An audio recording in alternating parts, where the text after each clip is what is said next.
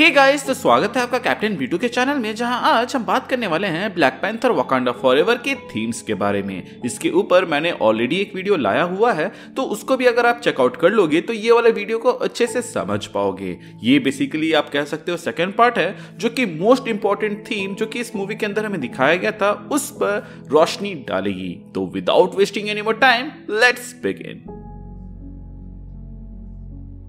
अब one of the things जो Wakanda and टालोकान को आपस में जोड़ती है वो है उनका अपने ट्रेडिशंस के लिए प्यार। वाकांडन्स एंड टालोकान्स के लिए उनका ट्रेडिशन सब कुछ है, और यही नहीं, दोनों देश अपनी प्राइवेसी को काफी ज्यादा सीरियसली लेते हैं और दोनों ही कल्चरल ट्रॉमा से लड़ रहे हैं। जहां वाकांडा के लास्ट दो किंग्स ट्रेजिकली पास कर गए, वहीं नेमोर और टालोकान्स का कल्चरल ट्रॉमा उससे भी बड़ा है, जहां मेसो अमेरिकन्स ने अपने ट्रेडिशंस को बचाने के लिए हार्ट शेप्ड हर्ब को खाया, जिससे वो लैंड क्रिएचर से वाटर क्रिएचर बन गए। वहीं मेसो अमेरिका को और भी बहुत कुछ झेलना पड़ा, जहां उनको कोलोनाइजर्स के वजह से स्मॉल पॉक्स का आउटब्रेक झेलना पड़ा, जिससे काफी लोगों की मौत हुई, और इनसे भी उनका मन नहीं भरा तो मेसो अमेरिकन्स को स्लेव बना लिया गया। जहां वाकांडा हमेशा ही अपने आप को बाहरी दुनिया से छुपाने में सक्सेसफुल रहा, वहीं नेमोर का कल्चर कोलोनाइजर से ट्रॉमेटाइज था। नेमोर जब अपनी मां को दफनाने के लिए लैंड पे आता है, तब उसने देखा कि कैसे उसके कल्चर और उसके लोगों को बाहरी लोगों ने रौंद के रखा हुआ है, और यहीं से उसके अंदर एक नफरत पैदा हुई बाहरी दुनिया के लिए। नेमोर के अंदर जो पूरी दुनिया को रौंदने का इरादा है वो सिर्फ इसलिए नहीं है क्योंकि टालोकान में वाइब्रेनियम है जिसके लिए बाहरी लोग कभी ना कभी आएंगे, बल्कि उसका ये इरादा इसलिए है क्योंकि उसने अपने पास्ट में देखा हुआ है कि कैसे कोलोनाइजर्स ने उनके लोगों को एंड कल्चर को अपने फायदे के लिए बर्बाद किया है, एंड वो हिस्ट्री को फिर से रिपीट नहीं होने देना चाहता। The battle between grief and faith. इस मूवी में जो कोर थीम है वो है ग्रीफ। ये एक ऐसा थीम है जो सारे मेन कैरेक्टर्स को कनेक्ट करता है। ग्रीफ एक ऐसा इमोशन है जो कि इंसान को पूरी तरीके से चेंज कर सकता है। जैसा कि वांडा विजन में विजन ने कहा था, what is grief if not love preserving. हम जब लोगों को खो देते हैं तो उनके लिए हमारा प्यार कभी मरता नहीं है, हमेशा हमारे साथ ही रहता है इन डिफरेंट फॉर्म्स। यही प्यार जो कि सबसे प्योर इमोशन होता है, हमारे लिए वो चेंज हो जाता है ग्रीफ में, मतलब कि शोक में, जहां हम बस उन्हें वापस पाना चाहते हैं जिन्हें हम खो चुके हैं। और अगर हम उस ग्रीफ को इग्नोर करते हैं एंड इसे अपने अंदर दबाते हैं तो यही ग्रीफ एंगर में बदल जाता है, और यही एंगर धीरे धीरे वेंजेंस में कन्वर्ट हो जाता है, जहां हम किसी पर्टिकुलर चीज को ब्लेम करने लगते हैं हमारे लॉस के लिए और उसे प्योर दिल से नफरत करने लगते हैं। तो आप देख सकते हैं कि कैसे लव जो कि एक प्योर इमोशन था, हमारे लिए इंतकाम और नफरत जैसे इमोशन में बदल जाता है। और यही चीज होती है शूरी के साथ। मूवी के स्टार्ट में वो पूरी मेहनत कर रही होती है एक सिंथेटिक हर्ब बनाने की, ताकि वो अपने भाई को बचा पाए। शूरी के कैरेक्टर को देखकर लगता है कि वो मॉडर्न बच्चों के जैसे है, जो कि गॉड्स वगैरह में उतना विश्वास नहीं करती है, बट मूवी के स्टार्ट में आप देखोगे तो वो देवी पास्ट को प्रे करती है। लेकिन इसके बाद भी ना दवा काम आती है और ना ही कोई दुआ, और उसका भाई चल बसता है। अब यही स्टार्ट होता है शूरी के अंदर का इंटरनल कॉन्फ्लिक्ट, जहां पे उसका माइंड दो टुकड़ों में डिवाइड हो जाता है। जहां एक साइड जो टेक्नोलॉजी के थ्रू सब ठीक करना चाहती है, वो ओकोई के लिए आर्मर बना रही होती है, जबकि ओकोई को इसकी नीड भी नहीं होती है। और ये एक तरीका था शूरी का अपने लव्ड वंस को प्रोटेक्ट करके रखने का थ्रू टेक्नोलॉजी। वहीं एक साइड जहां अब भी उसके ट्रेडिशंस एंड स्पिरिचुअलिज्म बार बार उसके दिमाग में आते हैं, और ये ग्रीफ उसे अपने पे डाउट्स करने पे मजबूर कर देता है, बट वो ये ग्रीफ छोड़ना भी नहीं चाहती, उसे पकड़ कर रखी है, क्योंकि उसे लगता है कि अगर वो अपने ग्रीफ से आगे बढ़ गई तो वो डिसरिस्पेक्ट होगा अपने भाई के लिए। वहीं रामोंडा भी अपने तरीके से ग्रीफ कर रही होती है, जहां वो अपने फैमिली को प्रोटेक्ट करना चाहती है, और यही रीजन है कि वो खुद राजगद्दी में बैठती है, ताकि वो शूरी को प्रोटेक्ट कर सके और अपने बेटे के पॉलिसीज को डिफेंड कर सके। और साथ ही वो कहती भी है कि वो टीचाला के डेथ से आगे बढ़ चुकी है, बट उनका ग्रीफ एंगर के साथ बाहर निकलता है इस सीन के अंदर, जहां पर लोग उनके ऊपर डाउट कर रहे होते हैं। और वो कहती भी है कि क्या मेरे परिवार ने इस देश के लिए कुछ भी नहीं किया। इस सीन में एंजेला बेसेट एज क्वीन रेमोंडा ने इतनी पावरफुल एक्टिंग की है कि मेन ऑडियंस भी इस बात को समझ गई कि इस रोल के लिए इन्हें अवार्ड मिलना ही चाहिए। वहीं बात करें नेमोर की, तो नेमोर भी कहीं ना कहीं ग्रीफ से जूझ रहा होता है, जहां उसके लोगों को उनके घर नहीं जाना पड़ा और उसके यूनिक पावर्स का ये रिजल्ट है कि जिससे भी वो प्यार करेगा वो उसके आंखों के सामने मरेगा, सिंस वो एज स्लोली करता है।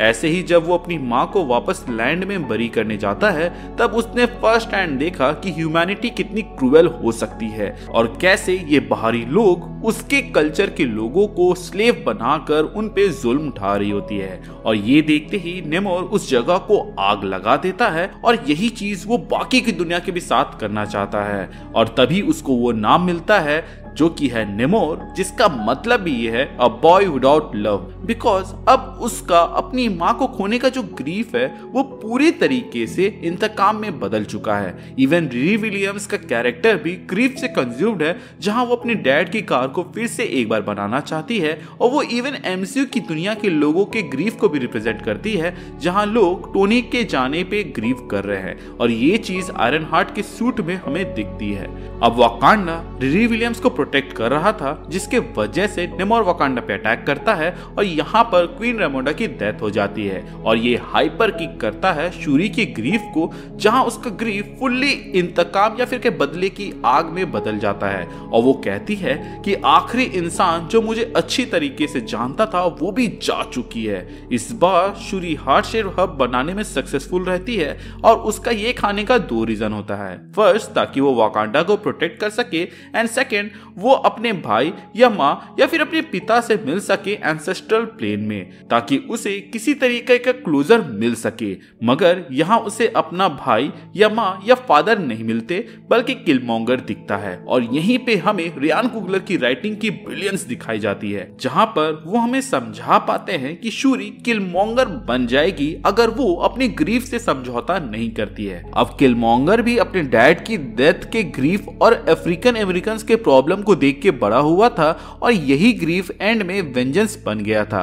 और शूरी की तरह किलमॉन्गर भी वाकांडन ट्रेडिशंस को नहीं मानता और इन्हीं वजह से वो हार्ट शेप्ड हर्ब को जला देता है, ताकि आगे कोई ब्लैक पैंथर ना बने और उसके मिशन को अपोज न कर पाए। शूरी किलमॉन्गर को देखकर और भी ज्यादा गुस्सा हो जाती है और वो कॉम्प्रिहेंड ही नहीं कर पाती है कि चल क्या रहा है। और इसके बाद ही वो ब्लैक पैंथर का मैंटल लेती है, इसलिए नहीं क्योंकि उसको वाकांडा को बचाना था, बल्कि इसलिए ताकि वो नेमोर से बदला ले सके। लेकिन जिस तरह ब्लैक पैंथर 1 में जब टचाला हार रहा होता है, तब उसकी माँ कहती है कि show him who you are, उसी तरह शूरी जब पूरी तरीके से नफरत से कंज्यूम होकर नेमोर को मारने की गलती करने वाली होती है, तभी उसकी माँ कहती है कि show him who you are. And इस मोमेंट में शूरी को एक क्लोजर मिलता है, जिसके बाद वो समझ पाती है कि नेमोर को मारकर कुछ भी नहीं बदलेगा और कुछ भी अच्छा नहीं होगा। यहीं पर वो ब्लैक पैंथर होना क्या होता है ये भी समझ पाती है। इसके अलावा वो अपने जिंदगी का सबसे बड़ा सबक सीखती है, जो कि है माफ करना, ठीक अपने भाई के जैसे। क्योंकि अगर आपको याद होगा तो सिविल वॉर में टेचाला ने भी जेमो की जान लेना छोड़कर उसे पुलिस के हवाले कर दिया था, क्योंकि ब्लैक पैंथर को वहां पर जस्टिस करना था, ना कि रिवेंज लेना था। अगर आप देखें तो अभी तक जितने भी कैरेक्टर्स के बारे में मैंने बात किया जो कि ग्रीफ से गुजरे हैं, उन लोगों ने ग्रीफ को उतने अच्छे से हैंडल नहीं किया। लेकिन इस मूवी में एक कैरेक्टर था जिसने ग्रीफ को काफी अच्छे से हैंडल किया, और वो है नाकिया। वो वाकांडा से दूर रह रही है, लेकिन अब भी वो दिल से वाकांडन है और वो अभी भी टचाला को मिस करती है। बट अब वो एट पीस है, क्योंकि टचाला उसके लिए एक हाई एंड माइटी फिगर नहीं था। वो उससे प्यार करती थी और उसके लिए बस टचाला था। और नाकिया के इतने काम होने का रीजन हमें तब पता चलता है जब पोस्ट क्रेडिट सीन में हमें ये पता चलता है कि नाकिया और टचाला का एक बेटा था, जो कि इन्फिनिटी वॉर के बाद ही पैदा हुआ था। और टचाला की एक ख्वाहिश थी कि वाकांडा से दूर रह के उसका बेटा एक आम जिंदगी जिए। पहले तो मुझे ये चीज थोड़ी सी अटपटी लगी थी, लेकिन फिर बाद में एहसास हुआ कि ये काफी इम्पोर्टेंट था, क्योंकि राजघराने में कैसे रहना है और उसके क्या तौर तरीके वो तो वो जान जाएगा, लेकिन बाहर की दुनिया में उनके लोग कैसे जीते हैं और कैसे रहते हैं और उन्हें क्या प्रॉब्लम है, उसके बारे में वो उनके बीच में रह के ही जानेगा। इसके अलावा शूरी ने अपनी पूरी फैमिली खो दी थी, जिसके वजह से वो फेथ लूज करने लगी थी। लेकिन नाकिया एंड उसके बेटे के होने से शूरी को एक नई फैमिली मिलती है, जिससे उसे एक उम्मीद मिलती है एंड वो अपने ग्रीफ से ओवरकम कर पाती है। मूवी की एंडिंग और भी बेटर हो जाती है जब आपको ये बात याद आती है कि ब्लैक पैंथर 1 में तचाका ने तचाला से कहा था कि वो पिता नाकामयाब है जिसने अपने बच्चों को अपनी मौत के लिए तैयार ना किया हो, और यहाँ पर लिटिल प्रिंस तचाला को देखकर पता चलता है कि तचाला ने सक्सेसफुली अपने बेटे और बीवी को अपने डेथ के लिए प्रिपेयर कर रखा था, और इसीलिए ग्रीफ वाले प्रोसेस को सबसे बेहतर वे में ये दोनों ही प्रोसेस कर पाते हैं। तो अगर मैं आज का अपना ये वीडियो सम अप करूं तो black panther Wakanda forever grief को काफी अच्छे तरीके से दिखाता है, जबकि इस मूवी को कई सारी परेशानियों का सामना करना पड़ा था, जिसके ऊपर हमने अपने पिछले वीडियो में अच्छे से बात किया था। कभी कभी सोचता हूं कि रियान कुगलर की ओरिजिनल स्क्रिप्ट क्या रही होगी और नेमोर वर्सेस तचाला कितना एपिक हो सकता था, लेकिन सैडली हमें ये शायद कभी भी पता ना चले।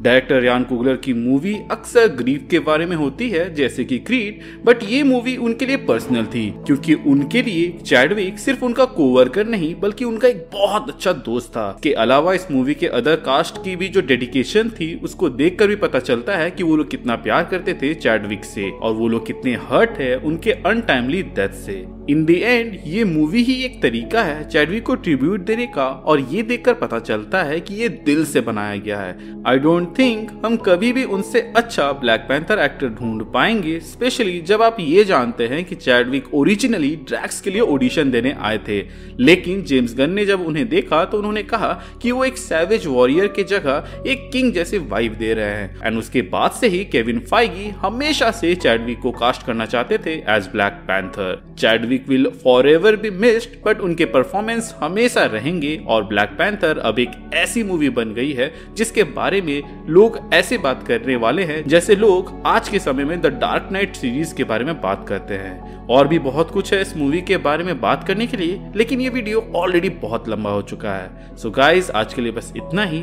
Thank you for watching this video. Stay tuned.